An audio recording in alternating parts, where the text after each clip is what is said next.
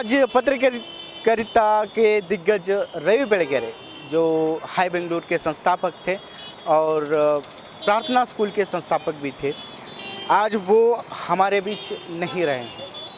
तो उनके बारे में क्या ख्यालात हैं इस पत्रकारों से पूछते हैं। सर, माना जाता है कि एक बड़ा खोखलापन महसूस कर रहे हैं आज हम लोग पत्रकार, तो आप इनके बारे में क्या कहना चाहते हैं? सर देखिए, कर्नाटक में जो रवि बेळगेरे साहब थे, हमारे जैसे युवा पत्रकारों का एक मसीहा थे। उनके मार्गदर्शन, जो उनका डायरेक्शंस था हम पे, हमको ये जो इन्वेस्टिगेशन जर्नलिज्म हो या टैबलॉइड जर्नलिज्म हो, इस सिलसिले में हमको वो एक एग्जाम्पल थे कि हम कैसा इन्वेस्टिगेशन करें, कैसा लिखें और कैसा जर्नलिज्म के अंदर हम कैसा आगे आए। हर एक छोटे से पकड़कर और बुजुर्ग तक वो हम पर एक मार्गदर्शन थे।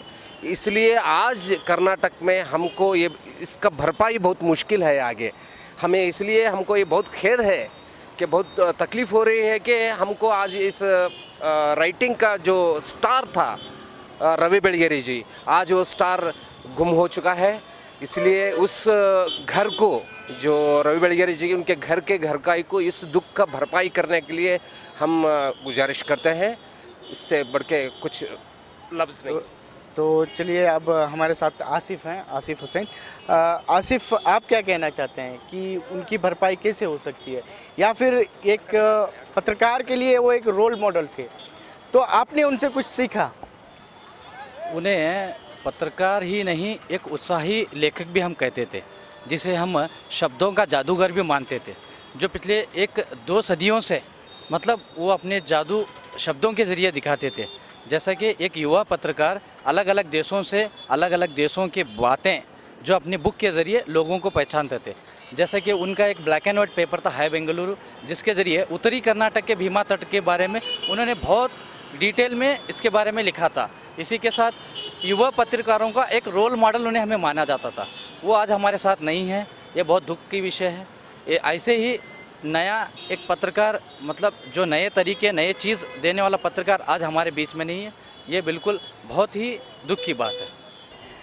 तो आज हमारे साथ मौजूद हैं एक और नए उभरते हुए पत्रकार।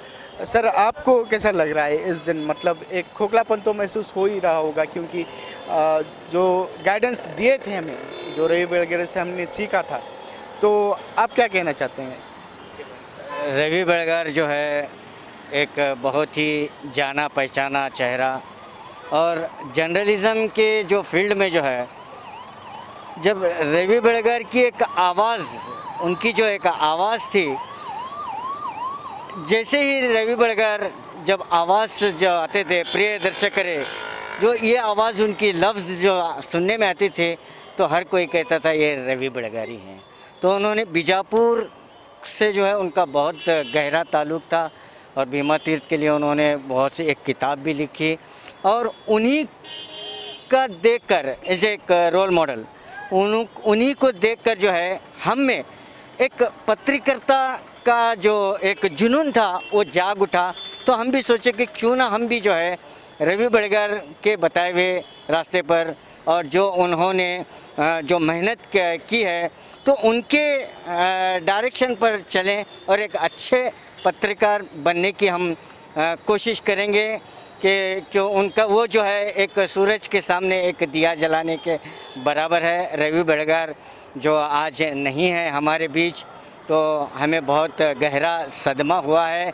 हम ईश्वर से प्रार्थना करते हैं कि वो उनके जो फैमिली मेम्बर्स हैं उन्हें भी जो है सब्र दे, और एक अच्छा पत्रकार हमारे बीच आज नहीं रहा। ये एक कर्नाटक ही नहीं बल्कि पूरे जो देश के लिए भी एक जो है दुख की बात है। Thank you. तो आज हमारे साथ कर्नाटक के, या फिर कह सकते हैं कि भारत देश के एक पत्रकार, एक बहुत ही बड़ा पत्रकार, जिन्होंने लाखों लोगों को, लाखों पत्रकार जो इस फील्ड में आना चाहते हैं, उनके लिए एक इंस्पिरेशन बने हुए थे। ना कि सिर्फ वो एक पत्रकार थे, बल्कि वो एक लेखक भी थे, जिन्होंने 70 से भी अधिक पुस्तक उन्होंने लिखा था।